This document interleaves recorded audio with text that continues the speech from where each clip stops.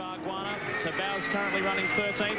Great job by Trevor Ashby in the PPG Microplex car, taking over from Steve Reed this weekend. He's running 14th and Craig Harris 15th. 240 kilometres an hour, hard under brakes. Very difficult part of the circuit. They run right up on that ripple strip, smashing back through the gears. I'm just interested to see that there was little or no difference in the speed between Seaton and Greg Murphy's car there. Well, that's the trouble with the sprint format now, because 20 cars covered by less than a second in 20 minutes. It's very, very difficult to make progress. Everyone's running at the same speed.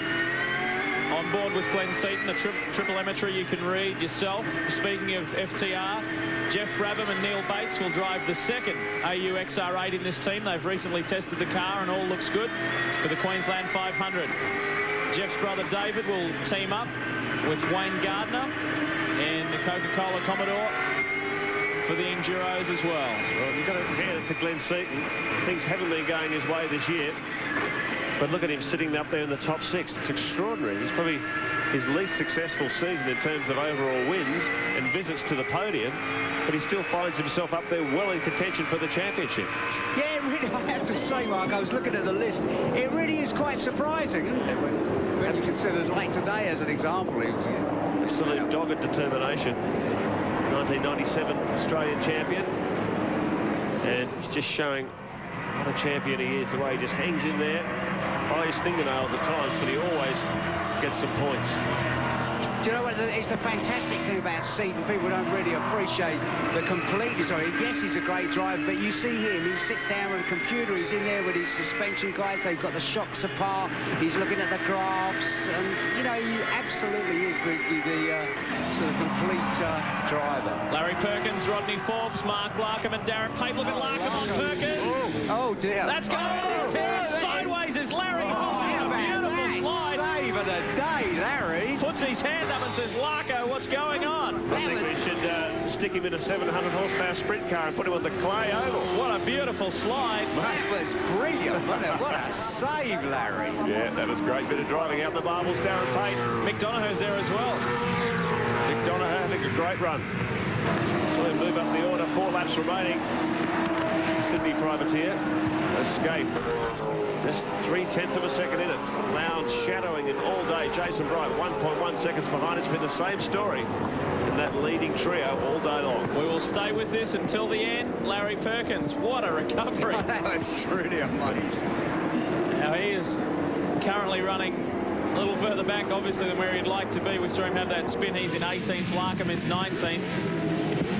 Darren Pate rounding out the top 20, and he's got his hands full with that challenge from the Ultra-Tune Commodore of Mick Donohue.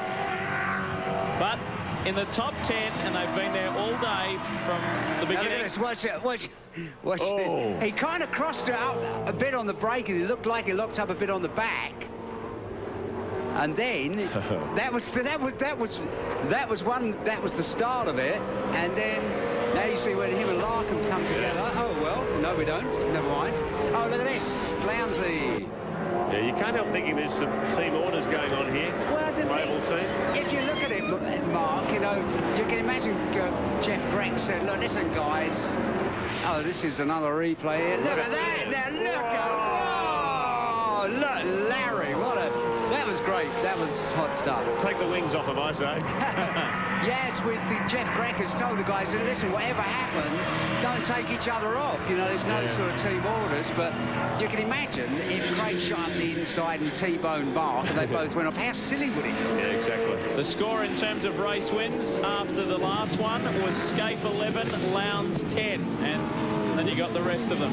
Rodney Forbes, he's not getting into this fight, though. Larkham. He had a diff problem in race 1. That's why we saw him pull off the circuit.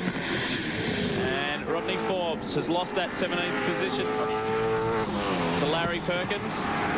Oh, look at this. Look, that is. Oh, how good is that? How long did it go on for, though? That's rally drive. He's already got the hand up, giving Larko a serve. 2 laps remaining in this third and final race here at Oran Park. And Larkham in the Mitre 10 Ford is finished. I thought he'd parked it. I saw that battle with Forbes and Perkins, and Larkham was showing on the screen, but he's obviously dropped that. It's just beyond the bridge. Speaking of a battle, look at the 2 Mobil 1 Holden Racing Team cars.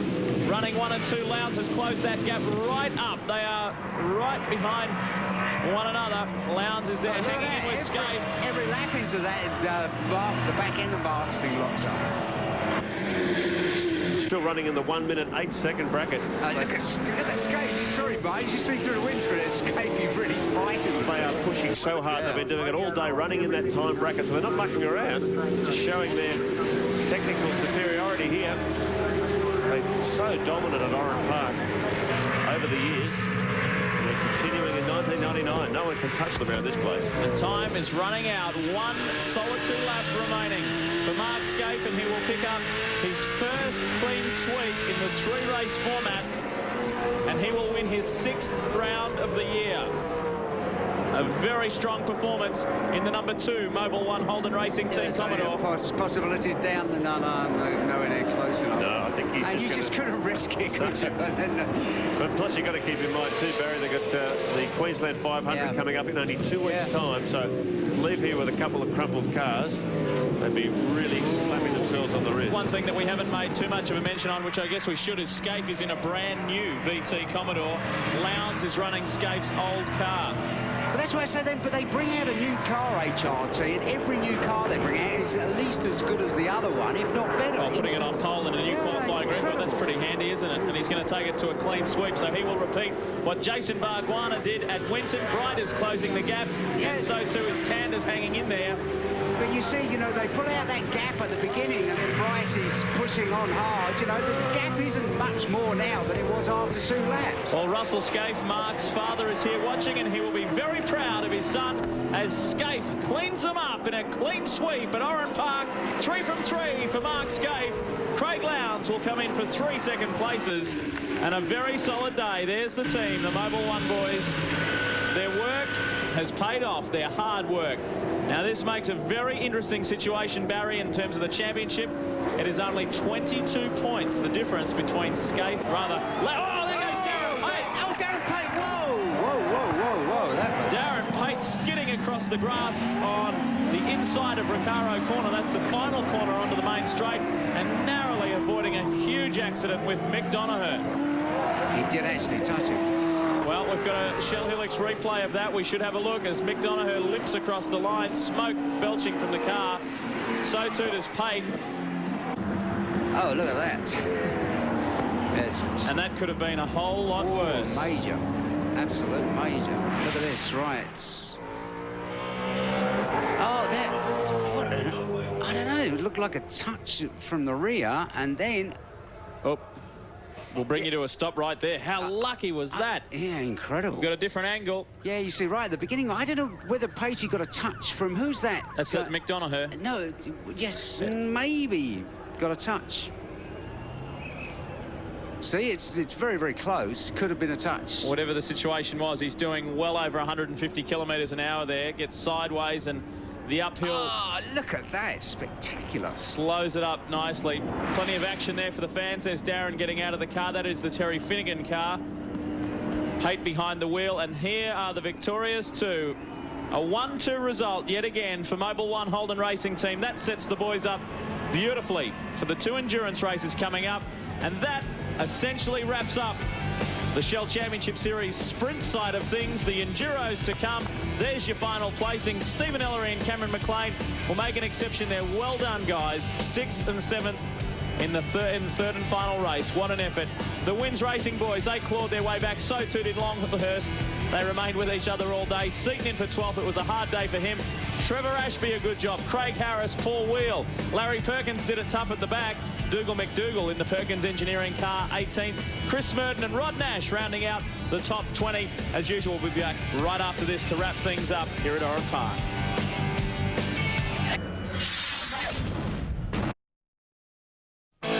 Very dominant over here over the last 4 years. In fact, the first clean sweep for Mark Scaife since we've run the 3-race format. Before we get to our top place finishers in the top 3, let's look at the top place privateer. And once again, it's Cameron McLean. Put your hands together. What do they say? There's nothing like an old Ford is a good Ford. Yeah, it was a day for old Fords. Myself and Steve Ellery, the cars were really hooked up. It must suit this place or something, but the Greenfield Motors guys did a great job setting the car up, and it showed it today. Congratulations, Cameron McLean, a dominant force, 4 forward in 1999 in the Privateers division. Well, it has been a tough day for the Falcons, particularly the later model AU XR8s, but the man flying the flag, as he has done all year, is Jason Bright. Gee, that was a tough day at the office, wasn't it? Yeah, it certainly was. You know, HRT have obviously got their act together around here. They've won here the last couple of years. You know, we just got to sort our car out and go to these endurance races and hopefully crack it for a win there. You know, Pertec Ford, you know, she's working well, but not quite well enough, unfortunately. Congratulations, Jason Bright, the Queenslander. Look for him in action in the Queensland 500 in 2 weeks' time. Well, we said there was the Holden Racing Team steamroller. It really was. And the shadow to Mark Scaife all day was Craig Lowndes.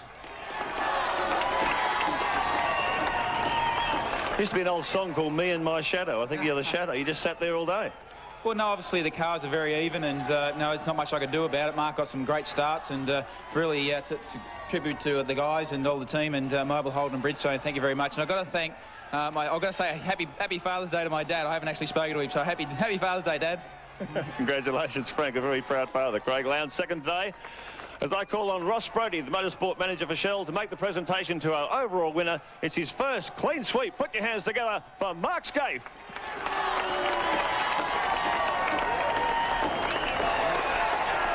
It's amazing when you think about it, isn't it? 2 times Australian touring car champion, and you've never had a clean sweep. That's a remarkable day for you. Well, my mate's been making a habit this year of me winning the first couple of races, then getting beaten in the last one. So I'm glad that he was nice to me today about it. And that race out there, it looked like you were cruising around, but I guess it was quite a technical race in terms of saving your tyres all day. Well, look, I can assure you we weren't cruising. You know, Craig and I were basically in that race, or in all 3 races today, doing 8s, which is almost at the lap record pace for the whole race. So, you know, the guys have done a great job. Brand new car, made the rear tyres live. And certainly this one goes to the guys because, you know, you wheel a new one out and win first meeting's pretty good effort. Very, very impressive. And, of course, that closes you right up in the points battle with Craig Lowndes. This one's going right down to the wire within the team. Well, look, certainly, you know, Craig and I are obviously very competitive, and so are the guys. We each want to win, but at the same time, we want to win for the team. And we've got an each-way bet there now, so we'll see what happens now for the long-distance races. Congratulations, Mark Scaife, the big winner at Oran Park Raceway. The Mobile 1 Holden Racing Team couldn't be in a stronger position at the moment in terms of points. 22 points the margin, and they stand tall at the top of the ladder. Russell Ingall was hurt in terms of the points today.